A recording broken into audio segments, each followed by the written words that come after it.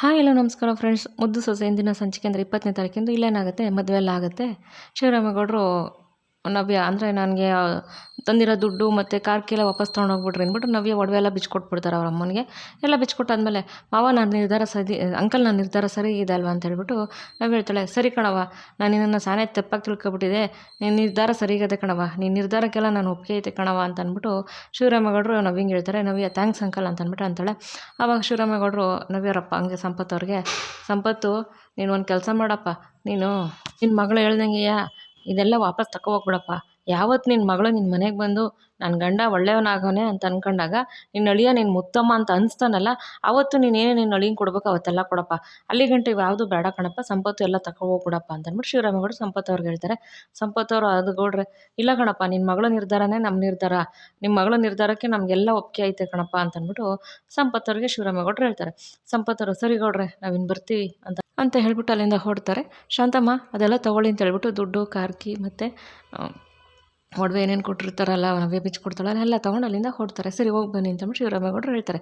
ಈಶ್ವರಿ, ಸುಭಾಷ ಮತ್ತು ಚಿತ್ರಂಗೆ ಅವರೆಲ್ಲ ವಾಪಸ್ ಎತ್ಕೊಂಡು ಹೋಗ್ತಾ ಇರ್ತಾರಲ್ಲ ಕಾರ್ಕಿ ಮತ್ತು ದುಡ್ಡು ಮತ್ತು ಒಡವೆ ಎಲ್ಲನೂ ನೋಡಿಕೊಂಡು ಈಶ್ವರಿ ಕೈ ಇಸ್ಕೊಂಡು ಹಂಗೆ ನಿಂತ್ಕೊಂಡ್ಬಿಡ್ತಾರೆ ಕೋಪಕ್ಕೆ.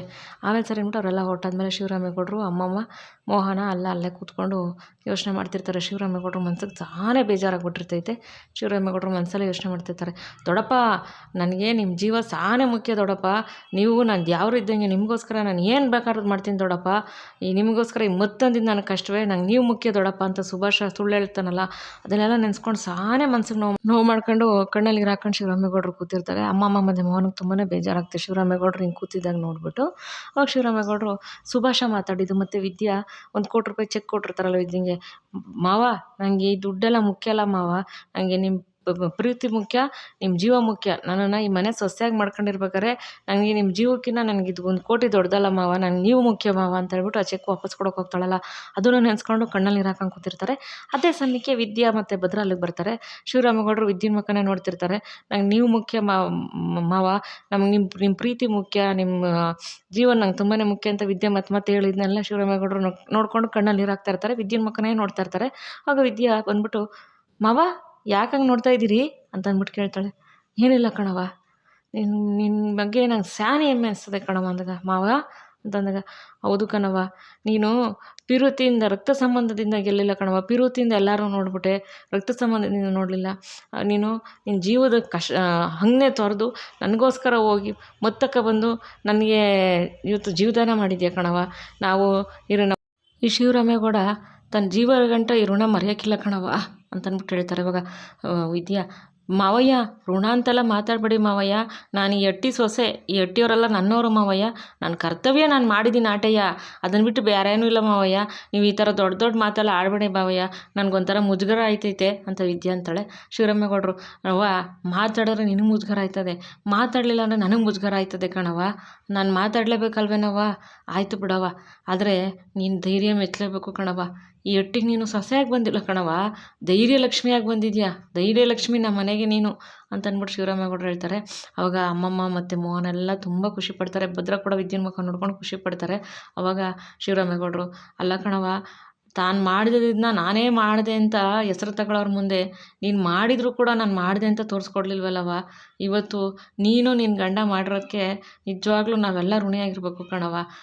ನಮ್ಮನ್ನು ಅಟ್ಟಿಯವ್ರನ್ನ ಊರಿನವ್ರನ್ನೆಲ್ಲ ಭದ್ರ ಮತ್ತು ನೀನು ಇಬ್ಬರು ಕಾಪಾಡ್ಬಿಟ್ರ. ನಮ್ಮವ್ವ ಹೇಳ್ದಂಗೆಯ ನೀನು ಮನಸ್ಸು ತಾಯಿ ಹೃದಯ ಕಣವ, ನಿಂದು ತಾಯಿ ಮನಸ್ಸು ನಿಂದು. ನಮ್ಮವ್ವ ಯಾವಾಗಲೂ ಹೇಳ್ತಿರ್ತದೆ, ವಿದ್ಯಾ ತಾಯಿ ಮನಸ್ಸು ಕಣವಳ್ದು ಅಂತ, ನೀನು ತಾಯಿ ಮನಸ್ಸೇ ಕಣವ, ನಿನ್ನ ಮನಸ್ಸಿನ ಮುಂದೆ ನಾವೆಲ್ಲ ಸೋತೋಗ್ಬಿಟ್ಟ ಕಣವ. ನಿಜವಾಗ್ಲೂ ನೀವು ಅಟ್ಟಿಯವ್ರಿಗೋಸ್ಕರ ಊರಿನವ್ರಿಗೋಸ್ಕರ ಭದ್ರ ಆಗಲಿ ನೀನಾಗಲಿ ಎಷ್ಟು ಕಷ್ಟಪಟ್ಬಿಟ್ರ ಕಣವ. ಸಾನೇ ಖುಷಿ ಆಯಿತು ಕಣವ ನನಗೆ, ಅವನ್ನ ಮಗನಾಗಿ ಪಡ್ಕೊಂಡಿರೋದಕ್ಕೆ, ನಿನ್ನ ಸೊಸೆಯಾಗಿ ಪಡ್ಕೊಂಡಿರೋದಕ್ಕೆ ನಾವು ಸಾನೇ ಪುಣ್ಯ ಮಾಡಿದ್ದೀವಿ ಕಣವ. ನಿನ್ನ ಬಗ್ಗೆ ಏನು ಹೇಳಿದ್ರು ಸಾಲದು ಕಣವ. ನೀನು ನಿಜವಾಗ್ಲೂ ನಮ್ಮನ್ನೇ ಧೈರ್ಯಲಕ್ಷ್ಮಿ ಜೊತೆಗೆ ನಮ್ಮ ಅಟ್ಟಿಯ ಮಹಾಲಕ್ಷ್ಮಿ ಕಣವ ನೀನು. ನಮ್ಮ ಅಟ್ಟಿಗೆ ನೀನು ಬರೀ ಸೊಸೆಯಾಗಿ ಬಂದಿಲ್ಲ, ಮಹಾಲಕ್ಷ್ಮಿಯಾಗಿ ಬಂದಿದ್ಯಾ, ನಮ್ಮೆಲ್ಲರ ಮುದ್ದಿನ ಸೊಸೆ ಕಣವ ನೀನು ಅಂತಂದ್ಬಿಟ್ಟು ಶಿವರಾಮೇಗೌಡರು ಹೇಳ್ತಾರೆ. ವಿದ್ಯೆನ ಕಣ್ಣಿಗೆ ನೀರು ಬಂದು ತುಂಬ ಖುಷಿ ಪಟ್ಬಿಡ್ತಾಳೆ ವಿದ್ಯಾ. ನಮ್ಮ ಮನೆ ಮುದ್ದು ಸೊಸೆ ಅಂತ ಹೇಳಿದ್ರಲ್ಲ, ಖುಷಿ ಪಟ್ಬಿಡ್ತಾರೆ. ಅವಾಗ ಅಮ್ಮಮ್ಮ, ಏ ಮೋನ, ಇವತ್ತು ನಮ್ಮ ಭದ್ರಂಗೆ ಇದ್ದಿಂಗೆ ಸಾನೇ ದೃಷ್ಟಿ ಆಗ್ಬಿಟ್ಟೈತೆ, ಸಂಜೆಗೆ ಜ್ಞಾಪಿಸು, ದೃಷ್ಟಿ ತೆಗೆಯಮ್ಮ ಅಂತ ಅಂದ್ಬಿಟ್ಟು ಅಮ್ಮಮ್ಮ ಹೇಳ್ತಾರೆ. ಮೋಹನ, ಹ್ಞೂ ಕಣತ್ತೆ, ಸಂಜೆ ಜ್ಞಾಪಿಸಿ ಇವ್ರಿಬ್ರಿಗೂ ನಾನೇ ದೃಷ್ಟಿ ತೆಗಿತೀನಿ ಅಂತ ಅಂದ್ಬಿಟ್ಟು ಮೋಹನ್ ಹೇಳ್ತಾರೆ. ಅವಾಗ ಶಿವರಾಮೇಗೌಡರು, ಅವ್ವ ಮರಿದಂಗೆ ಭದ್ರಂಗೆ ಇದ್ದಿಂಗೆ ಇಬ್ರಿಗೂ ದೃಷ್ಟಿ ತೆಗೀರಿ, ನನ್ನ ಕಣ್ಣೆಸರೇ ಆಗ್ಬಿಟ್ಟೈತೆ ಅವ್ರಿಬ್ರಿಗೂ ಅಂತಂದಾಗ, ಹ್ಞೂ ಕಣಪ್ಪ ಆಯಿತು ತೆಗಿಯೋಣ ಅಂತ ಅಂದ್ಬಿಟ್ಟು ಅಮ್ಮಮ್ಮ ಅಲ್ಲಿ ದೃಷ್ಟಿ ತೆಗಿತಾರೆ ವಿದ್ಯಂಗೆ ಭದ್ರಂಗೆ. ತುಂಬ ಖುಷಿ ಪಡ್ತಾರೆ ಎಲ್ಲರೂ. ಆಮೇಲೆ ಸರಿ ಅಂದ್ಬಿಟ್ಟು ಈ ಕಡೆ ಏನಾಗುತ್ತೆ, ಈಶ್ವರಿ ಕೋಪ ಮಾಡ್ಕೊಂಡು ಈಶ್ವರಿ ಮತ್ತು ಚಿತ್ರ ಕೂತಿರ್ತಾರೆ. ಅಲ್ಲಿ ವಿನಂತಿ ಮತ್ತು ಸಾವಿತ್ರಿ ಬರ್ತಾರೆ. ಗೊಂಬೆ ಆಡ್ಸೋನು ಮ್ಯಾಲೆ ಕೂತವನೇ, ನಮಗೂ ನಿಮಗೂ ಯಾಕೆ ಟೆನ್ಷನ್ನು ಅಂತ ಇಬ್ಬರು ಹಾಡು ಬರ್ತಾರೆ. ಹಾಡು ಬಂದು ವಿನಂತಿ ಮತ್ತು ಸಾವಿತ್ರಿ ಈಶ್ವರಿ ಮತ್ತು ಚಿತ್ರನ ರೇಗಿಸ್ತಾ ಇರ್ತಾರೆ. ಆವಾಗ ಈಶ್ವರಿ ಏನೋ ಮಾತಾಡಲ್ಲ. ಅವು ವಿನಂತಿ, ಅವ್ವ ಇವತ್ತು ನಡೆದಿದ್ದ ಮದುವೆ ನಾನು ಜೀವಮಾನದಾಗ ಎಲ್ಲೂ ನೋಡಿಲ್ಲ ಕಣವ, ಅಂಥ ಮದುವೆ ನೋಡ್ಬಿಟ್ಟೆ ಕಣವ ನಾನು. ಆಹಾ, ಅದು ಮದುವೆನೋ ಅಥವಾ ಏನು ಅಂತಲೇ ಗೊತ್ತಾಗಲಿಲ್ಲ ಕಣವ ಅಂತ ಅಂದ್ಬಿಟ್ಟು ವಿನಂತಿ ಅಂತಾಳೆ. ಆವಾಗ ಸಾವಿತ್ರಿ, ಹ್ಞೂ ಕಣೆ ವಿನಂತಿ, ಅದು ಇಂಥ ಮದುವೆ ನಾನು ಎಲ್ಲೂ ನೋಡಿರಲಿಲ್ಲ ಕಣೆ, ಇದು ಮದುವೆ ಅಂತಲೂ ಗೊತ್ತಾಗಲಿಲ್ಲ, ಇಲ್ಲ ನಮ್ಮ ಮತ್ತಿಗೆಗೆ ಮುಂದಕ್ಕೆ ಹೆಂಗೋ ಏನು ಅಂತಲೂ ಗೊತ್ತಾಗಲಿಲ್ಲ ಕಣೆ ಅಂದಾಗ, ಹ್ಞೂ ಕಣವ, ತಾನೇ ಎಲ್ಲ ಮಾಡಿದೆ ಅಂತ ಕೊಚ್ಕೊತಿದ್ದವ್ರ ಮುಂದೆ ಎಲ್ಲ ಮುಖವಾಡ ಕಳ್ಚೋಯ್ತು ಅಲ್ವೇನವ ಅಂದಾಗ, ಹ್ಞೂ ಕಣೆ, ಎಲ್ಲರ ಮುಖವಾಡನೂ ಕಳ್ಚೋಯ್ತು, ನನ್ನನ್ನೇ ಕುಂಬಳಕಾಯಿ ಅಂತಿದ್ದವ್ರಿಗೆ ದೊಡ್ಡ ಕುಂಬಳಕಾಯಿ ಸಿಕ್ಬಿಡ್ತು ಇವತ್ತು ಅಲ್ವಾ ಅಂತ ಅಂದ್ಬಿಟ್ಟು ವಿನಂತಿ ಸಾವಿತ್ರಿ ಮಾತಾಡ್ಕೊತಿರ್ತಾರೆ. ಅವಾಗ ಈಶ್ವರಿ ಚಿತ್ರಂಗೆ ಕೋಪ ಬರ್ತಾ ಇರ್ತದೆ, ಆದ್ರೆ ಏನು ಮಾತಾಡಲ್ಲ ಅವರು. ತನ್ನ ಮುಖವಾಡ ಏನು ಅಂತ ಇವತ್ತೆಲ್ಲರಿಗೂ ಗೊತ್ತಾಗೋಯ್ತು ಅಲ್ವೇನವ, ಹಿಂದೆ ಹೆಂಗೆ ತಲೆ ಎತ್ಕೊ ಓಡಾಡೋಕ್ಕಾದತ್ತು ಇವರು, ಅಯ್ಯಯ್ಯಪ್ಪ ಎಂಥ ಅವಮಾನ, ಅದಕ್ಕೆ ಎಂಥ ಮಗನ ಎತ್ಬಿಟ್ಟಿದ್ದೀರ, ಅದಕ್ಕೆ ನಿಮ್ಮ ಮಗನಿಂದ ನಿಮ್ಮ ಮಗನಿಗೂ ಅವಮಾನ, ನಿಮಗೂ ಅವಮಾನ, ಈ ಅವಮಾನ ತಡೆಯೋಕ್ಕಾಗಲ್ಲ ಬಿಡಿ ಅದಕ್ಕೆ ಅಂದಾಗ, ಅವಾಗ ಈಶ್ವರಿ ಕೋಪ ಬಂದು, ಏ ಸಾವಿತ್ರಿ, ನಾನೇನು ಆಡ್ಕೊತಾ ಇದೀಯ ನೀನು ಅಂದಾಗ, ಅಯ್ಯೋ ಅದಕ್ಕೆ ನಾನು ಆಡ್ಕೊತಿಲ್ಲ ಅದು ಕಣದಕ್ಕೆ, ಇರೋದು ಹೇಳ್ತಾವೆ ನಿಮಗೆ, ಅಲ್ಲ ಕಣದಕ್ಕೆ, ಈಗ ಆಗಿರೋ ಅವಮಾನ ಎಲ್ಲ ತಡ್ಕೊಳಕ್ಕೆ ನಿಮ್ಗೆ ಆಚೆಲ್ಲ ಓಡಾಡೋಕ್ಕೆ 7 ದಿನ ಬೇಕಲ್ವೇ, ಛೇ ಪಾಪ ಕಣದಕ್ಕೆ, ಸದ್ಯಕ್ಕೆ ಇವಾಗ ನೀವು ಈ ರೂಮಿಂದ ಆಚೆ ಬರೋಕ್ಕೆ ಆಗೋಕ್ಕಿಲ್ಲ ಅಲ್ವೇ ಅಂತ ಅಂದ್ಬಿಟ್ಟು ಸಾವಿತ್ರಿ ಹೇಳ್ತಾರೆ. ಅವಾಗ ಈಶ್ವರಿ ಏನೂ ಮಾತಾಡಲ್ಲ. ವಿನಂತಿ, ಅವ್ವ ಈ ರೂಮಿಂದೇನು ಇವಾಗ ನಿಮ್ಮ ಅತ್ತಿಗೆ ಈಚೆ ಬರೋಕ್ಕೂ ಆಗಲ್ಲ ಕಣವ, ನಮ್ಮ ಅತ್ತೆಗೆ ಅಷ್ಟೊಂದು ಬೇಜಾರಾಗ್ಬಿಟ್ಟೈತೆ ಅಲ್ವಾ ಅತ್ತೆ, ಛೇ ಪಾಪ ನಿಮ್ಮ ಮಗನಿಂದ ನಿಮ್ಗೆ ಎಷ್ಟು ಅವಮಾನ ಅತ್ತೆ ಅಂತ ಅಂದ್ಬಿಟ್ಟು ವಿನಂತಿ ಹೇಳ್ತಾರೆ. ಈಶ್ವರಿ ಏನು ಮಾತಾಡ್ದಿಲ್ಲ ಪರಿಸ್ಥಿತಿಲಿರ್ತಾರೆ. ಆವಾಗ, ಅಯ್ಯೋ ಬಿಡು ಅದಕ್ಕೆ ಯಾಕೆ ಮುಖ ಉದಿಸ್ಕೊಂಡು ಹುರ್ಕೊತೀರಾ, ಹೋಗ್ಲಿ ಬಿಡಿ ನೀವು, ಪಾಪ ಏನು ಮಾಡೋಕ್ಕಾಗುತ್ತೆ, ಅಯ್ಯೋ ಭಾರಿ ವಿನಂತಿ, ನಮ್ಮ ಅದಕ್ಕೆ ಸಾನೇ ಬೇಜಾರಾಗವ್ರೆ, ಸುಮ್ಮನೆ ಯಾಕೆ, ಬಾ ಹೋಗೋಣ ಇಲ್ಲಿಂದ ಅಂತ ಅಂದ್ಬಿಟ್ಟು ಅಲ್ಲಿಂದ ಹೊರಟೋಗ್ತಾರೆ.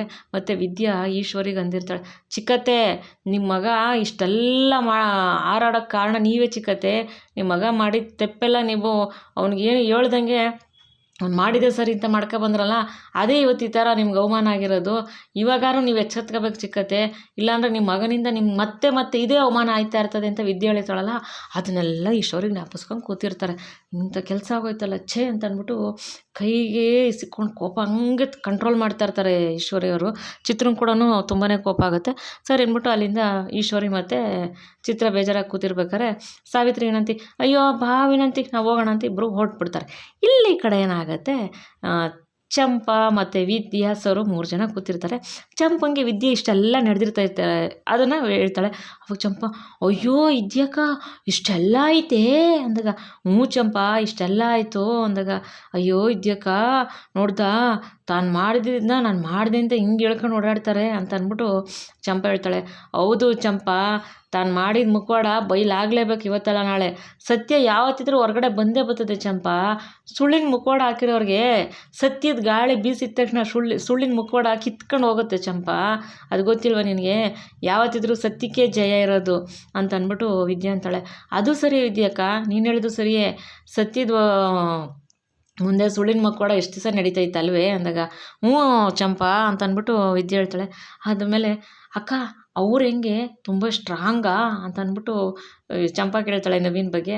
ಆವಾಗ ಸರು ಇದ್ದಾಳು, ಯಾರು ಚಂಪಕ್ಕ ನೀನು ಸೌತಿನೇ ಅಂದಾಗ, ಆಮೇಲೆ ವಿದ್ಯಾ, ಏಯ್ ಸರು ಚಿಕ್ಕವಳ ಬಾಯಲ್ಲಿ ಎಂಥ ಮಾತು ಬರೋದು ಅಂದಾಗ, ಅಯ್ಯೋ ಅಕ್ಕ, ಊರಲ್ಲಿ ಅವ್ವನೂ ಅಜ್ಜಿ ಯಾರಾನ ಎಳ್ಳೆ ಮದುವೆ ಮಾಡ್ಕೊಬಂದ್ರೆ ಸೌತಿ ಬಂದ್ಲು ಅಂತಾನೆ ಅನ್ನೋದು, ಅದಕ್ಕೆ ನಾನು ಒಂದೇ ತೆಪ್ಪೆ ಅಂತ ಅಂದ್ಬಿಟ್ಟು ಸರು ಅಂತಾಳೆ. ಹೌದು, ಅವರೇನೋ ಅಂದ್ಕೊಳ್ತಾರೆ ನೀನು ಚಿಕ್ಕವಳು, ಅವೆಲ್ಲ ಮಾತಾಡಬಾರ್ದು ತೆಪ್ಪು ಸರು ಅಂತಂದಾಗ, ಸರಿ ಬಿಡು ಆಯಿತು ಮಾತಾಡೋಕ್ಕಿಲ್ಲ ಅಂದಾಗ, ಅವಾಗ ಚಂಪಾ, ಅಕ್ಕ ಅವ್ರು ಸ್ಟ್ರಾಂಗೆ ಅಂದಾಗ ಚಂಪಾ ಕೇಳಿದ ತಕ್ಷಣ ಸರು, ಅಯ್ಯೋ ಚಂಪಕ್ಕ ಸ್ಟ್ರಾಂಗ್ ಅಂತೀಯ ನೀನು, ಸ್ಟ್ರಾಂಗು ವೆರಿ ಸ್ಟ್ರಾಂಗು ಅಂತ ಅವರು ಅಂತಂದಾಗ, ಹೌದೇ ಅಂದಾಗ, ಅಯ್ಯೋ ಏನಾಗಲಿ ಚಂಪಕ್ಕ, ಸುಭಾಷ್ ಭಾವ ಮದುವೆ ಮಾಡ್ಕೊಂಡಿರೋದು ನಿಜವಾಗ್ಲೂ ಖುಷಿಯಾಗಿರೋಕ್ಕಿಲ್ಲ.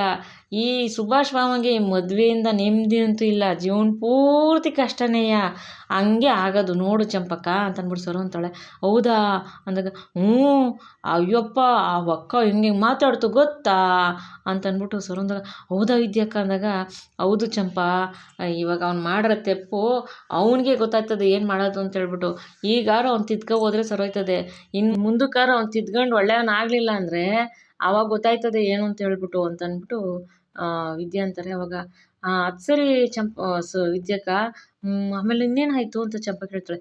ಇನ್ನೇನಾಗೋದು ಹೇಳಿಲ್ವ ನಿನಗೆ, ಸತ್ಯದ್ದು ಸುಳ್ಳಿನ ಮುಖವಾಡ ಬಯಲಾಗಿ ಸತ್ಯ ಈಚೆಗೆ ಬಂತು, ಆವಾಗ ನೋಡ್ಬೇಕಾಯ್ತು ಅವ್ರ ಮುಖಗಳೆಲ್ಲ ಹೆಂಗಿತ್ತು ಅಂತ ಹೇಳ್ಬಿಟ್ಟು ಅಂತಂದಾಗ, ಹೆಂಗೋ ಬಿಡು ವಿದ್ಯಕ್ಕ, ನಿನ್ಗೆ ಒಳ್ಳೇದಾಯ್ತಲ್ಲ ಅಷ್ಟೇ ಸಾಕು ನನಗೆ ಅಂದಾಗ, ಇಲ್ಲ ಚಂಪಾ ಎಲ್ಲರಿಗೂ ಒಳ್ಳೇದಾಗಬೇಕಲ್ವೇ ಅಂದಾಗ, ಹೋಗ್ಲಿ ಬಿಡು ವಿದ್ಯಕ್ಕ ಅಂದಾಗ, ಆಮೇಲೆ ಸರು, ಅಯ್ಯೋ ಚಂಪಕ್ಕ ನೀನು ಕೇಳಲೇ ಇಲ್ವೇ, ಸುಭಾಷ್ ಮಾವನ ಹಣೆ ಬಾರ ಅಂತೂ ಇನ್ನು ಬದಲಾಯಿಸೋಕ್ಕಾಗಕ್ಕಿಲ್ಲ, ಈ ಮದುವೆಯಿಂದ ಸುಭಾಷ್ ಮಾವಂಗಂತೂ ಒಳ್ಳೇದಾಗಕ್ಕಿಲ್ಲ ಆಟೆಯ ಅಂತ ಅಂದ್ಬಿಟ್ಟು ಚಂಪನ ಹತ್ರ ಸರು ಹೇಳ್ತಾಳೆ. ಅವಾಗ ವಿದ್ಯಾ, ಸರು ಅಂದಾಗ, ಅಯ್ಯೋ ವಿದ್ಯಕ್ಕ ನಾನು ಹೇಳಂದ್ರೂ ಬಿಡೋಕ್ಕಿಲ್ಲಲ್ಲ ನೀನು ಅಂತ ಅಂದ್ಬಿಟ್ಟು ಅಂದಾಗ, ಹಂಗಲ್ಲ ಸರು, ಇಲ್ಲಿ ಸತ್ಯಕ್ಕೆ ಜಯ ಸಿಕ್ಕದೆ ಅಷ್ಟೇ ಸರು, ಇನ್ನೇನಿಲ್ಲ, ಅವನು ಸುಳ್ಳಿನ ಮಕ್ಕವಾಡ ಎಷ್ಟು ದಿವಸ ಅಂತ ಇರ್ತಿತ್ತು, ನೀನು ಯೋಚನೆ ಮಾಡು ಅಂತ ಅಂದ್ಬಿಟ್ಟು ವಿದ್ಯಾ ಮತ್ತು ಚಂಪಾ ಸರು ಎಲ್ಲ ಮಾತಾಡ್ಕೊತಾ ಇರ್ತಾರೆ.